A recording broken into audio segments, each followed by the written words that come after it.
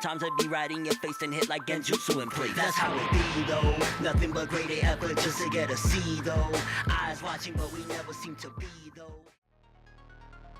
Y'all know what time it is, right? This is a new thing we're gonna start doing with that My Hero because we gotta do it, man. We gotta show the respect and the homage to the series that is kicking major ass. Say it with me, people.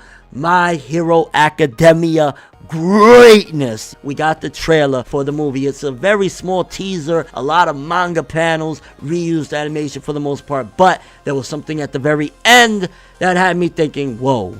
Just whoa, because we already knew, we've gotten little details regarding the film, that it was initially the big announcement was, hey, it's about to be about a backstory of a character that we know that hasn't been explored yet. Immediately I thought All Might, and I'm just like, okay, it's probably All Might. Then we find out it is All Might. And then we see this trailer, and for what it's worth, again, it's a very small trailer, doesn't show much of anything up until the very end. We see Orumaito in his prime form, you know what I'm saying, in rare form, and he has normal eyes, which if you know All Might's design, you know his eyes aren't normal eyes. So we see him in the end of the trailer, and All Might in his prime, he has regular blue eyes, and it kind of started getting me thinking like, wait, what? If you look at one of the latest volumes, well, I don't think it's the latest, but it's one of the latest, you see right here that All Might, he had like one blue eye right there. So we've seen that All Might actually did have blue eyes at some given point. So now it got me thinking, wait a minute, what happened to All Might? Because initially you just think, hey, that's just his character design, right? Kind of just has these black eyes or whatever, and that's just it. With anime, it's hard to distinguish if that is actually a character trait that has a reason behind it. Brock from Pokemon, he just has his eyes like that. It just is. But to know that All Might had a pretty different look when he was younger. He actually had eyes and they were blue and shit like that. Again, it could just be that this is a different art style, and again, there's not much to read into it, but the way they hyped it up, it's like, okay, we know this is about to be a backstory of somebody that we know in the show. We know it's All Might. Now we see at the end All Might looking very different in his prime. Why? Was the All for One fight that bad of a toll on him that happened? When did the change happen? Was it when he got the powers? Slowly but surely the powers did that to him. When he got One for All, what the hell happened there? Because now I'm thinking, okay, if All Might this entire time, we just thought that was his character design, but he's actually been possibly injured or something happened. I want to know. There's so much mystique. Again, it's just a small teaser. We got like literally, what, 20, 30 seconds, something like that. And it's only the end. But first of all, the art and animation of this movie already shaping up. At the very least, the art looking really clean and good. Yeah, I know when it comes to the movies, they got to meet that budget. There are certain films that sometimes didn't look like, wow, you know, that's a movie. Like, for example, Dragon Ball Z Resurrection F, despite it being a film, it didn't have over-the-top art or animation. It looked par for the course, decent or whatever, but this one is actually looking like it's shaping up to be incredible. And again,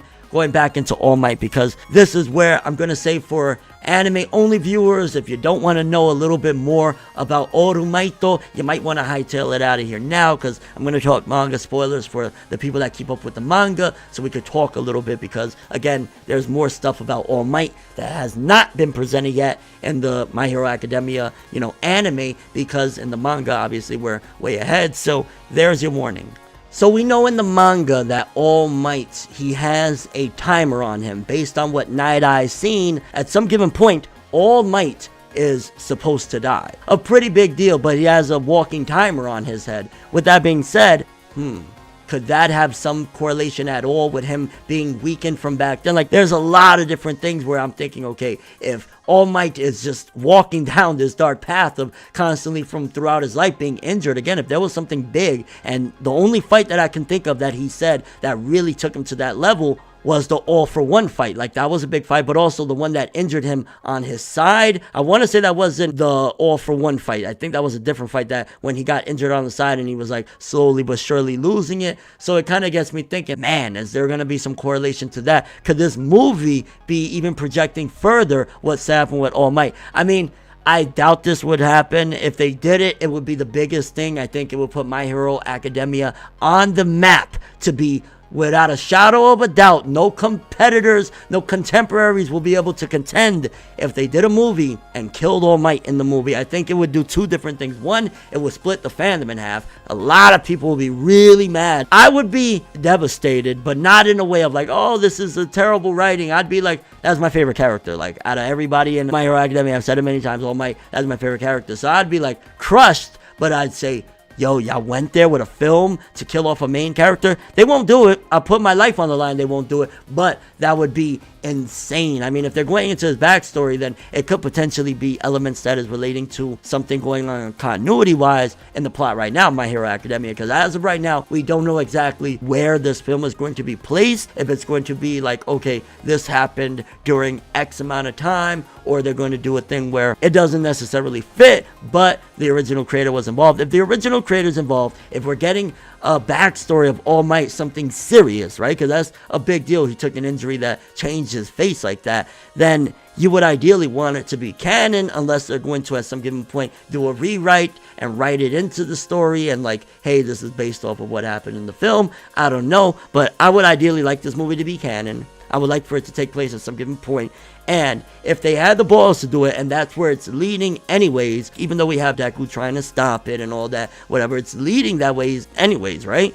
If it does happen, if it's going to happen at some given point, movie right there, bro. The biggest character development, the most defining moment in Deku's life would be in that film. Every My Hero Academia fan would have to go watch that film if they want to carry on with the story. It'd be genius. I don't want him to die. I think if he was going to die, it should have already happened in the rematch against All For One. That's where he should have died. So if it is going to happen again, I would ideally like it to be at the hands of All For One, and I would like for it to be in a very devastating way. But again, we're talking fantasy here. It's not going to happen. But kind of curious what you guys think about a lot of all this. For starters, All Might, the change that we see in his face at the end of that teaser trailer where he has the blue eyes or whatever, is that just that in his younger days he was more good looking, they're going to joke it off like that, or some serious shit happened and that's to do with the All For One fight, a fight we never heard of? Also, do you think that it's going to be canon? Are they going to 100%